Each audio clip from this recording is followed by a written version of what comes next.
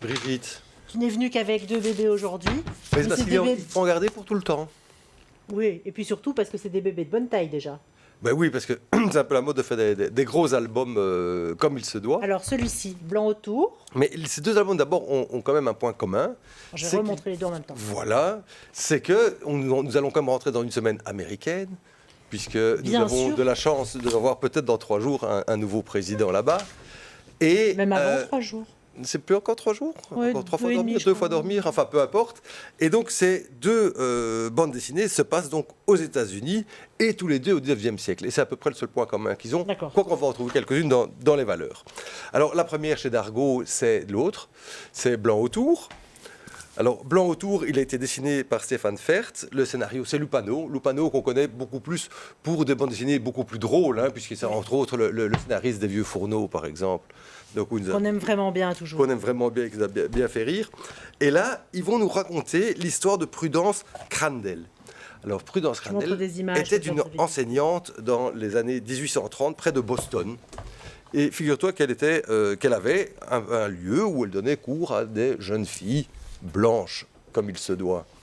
Et Boston. Prudence a eu cette excellente idée, je pense, de vouloir prendre une nouvelle élève qui s'appelait Sarah Harris. C'est une histoire tout à fait vraie. Et cette Sarah avait, en plus de toute son intelligence, la chance d'être noire. Et bien, figure-toi que les autres élèves, et surtout les parents des autres élèves, n'ont pas aimé ça.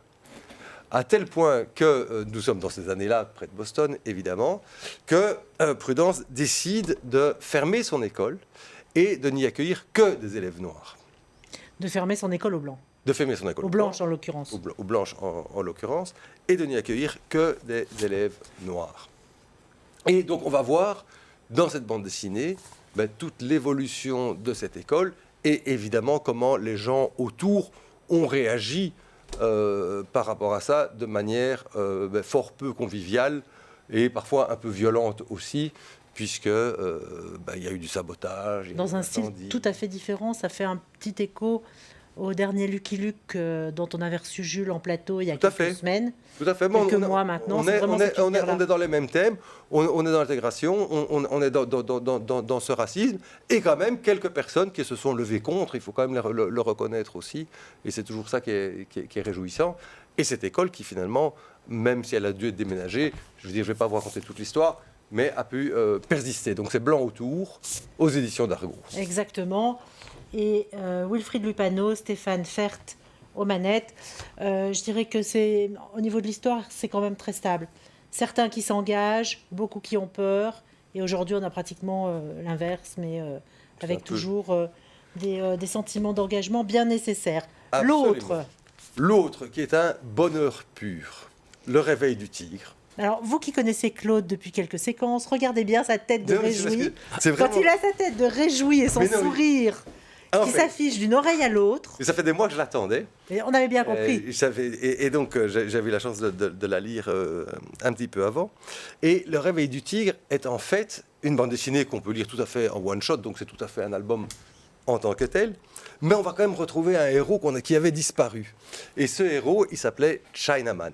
Alors, Chinaman, qui était donc un Chinois, comme son nom ne le dit pas, qui avait débarqué sur la côte, que je ne comprends pas, est-ouest, sur la côte ouest des États-Unis, et avait commencé à travailler là-bas. Évidemment, est un grand combattant. On l'a retrouvé dans les années, fin des années 1990 jusqu'en 2007. Il y a eu 9 albums J'allais dire, ça date d'une vingtaine d'années déjà. de pur western où c'était absolument terrible, avec tout d'un coup on voyait un Chinois se battre dans le Far West, toujours pour de bonnes causes, bien entendu, avec beaucoup d'esprit et de manière très bonne. Et puis il avait disparu. Les dessins sont dingues. Hein. Les dessins sont dingues. Et on retrouve aujourd'hui donc ces deux auteurs, Le Tendre et Taduc, qui sont là.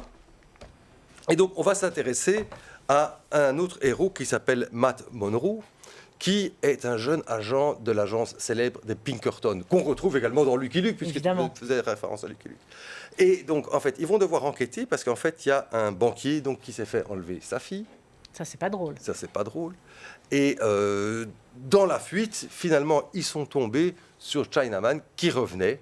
mais qui revenait pas du tout dans le même état dans lequel on l'avait quitté, qui était le jeune athlète qui allait se battre contre tout.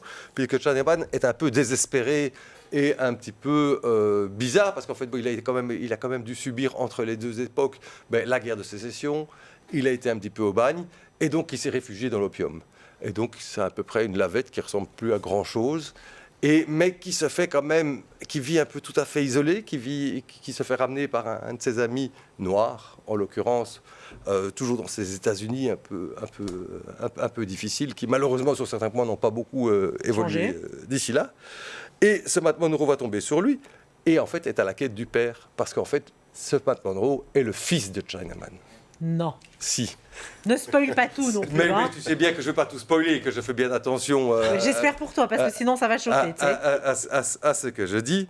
Et donc on va retrouver, les deux vont se retrouver quelque part impliqués dans cette enquête, où on est dans du mélange de tout ce bon western dont on adore, avec toutes les références. Avec les bonnes références émotionnelles avec aussi. Les bonnes références, et alors évidemment avec toute une série de valeurs. Bon, alors il y a les problèmes de drogue, mais il y a surtout les problèmes de racisme, d'intégration, les problèmes de l'âge et de la transmission. Et donc ça nous fait une histoire complète qui est juste pour moi, en ce début d'année, en ce lundi difficile où nos étudiants vont prendre du happy mood, qui prennent aussi une bonne petite bande dessinée, et ils vont voir que ça, il y a moyen de se passionner et de partir dans ce Far West tout à fait, où on peut encore raconter tellement d'histoires. Claude, alors 2 bandes dessinées formidables, Le Réveil du Tigre et Blanc autour. Alors. Je voudrais que tu reviennes sur un petit point que tu n'as pas évoqué. Oui. C'est important de le faire régulièrement.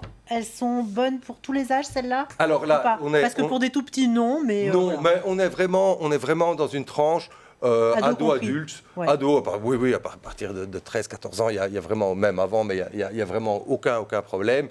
C'est du western pur, il y a de tout.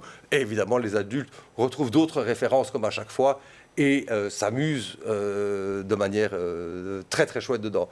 Pour le Tadiou Glotthorn, pour ceux qui se dépêchent, ils vont pouvoir trouver dans les magasins, il existe une version noir et blanc qui est juste tirée à 1500 exemplaires, mais qui est absolument... Est-ce qu'il y en a chez toi à Bleu d'encre? J'en ai encore chez Bleu d'encre, plus beaucoup, mais j'en ai encore quelques-unes. Quel bonheur du teasing.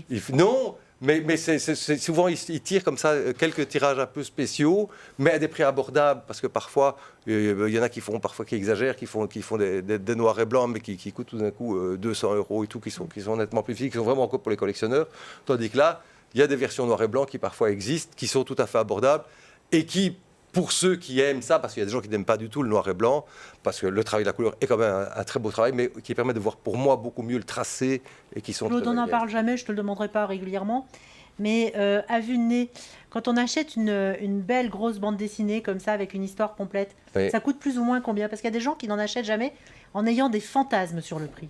Alors, les bandes dessinées classiques, les albums classiques dans les séries, tout en général, se situent entre 10 et 15 €.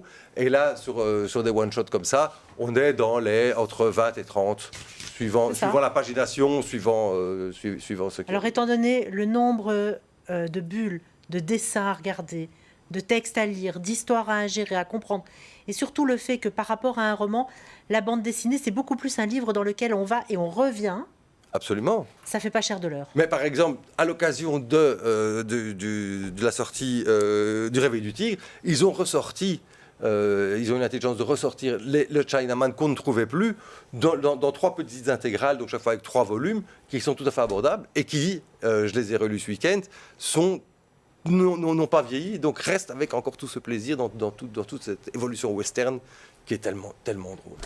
Merci Claude Avec grand plaisir, Brigitte. pour ces bandes dessinées magnifiques. C'est Cause Toujours, c'est l'épisode 39. On se retrouve après la pub et on parlera de burger avec John Rambo.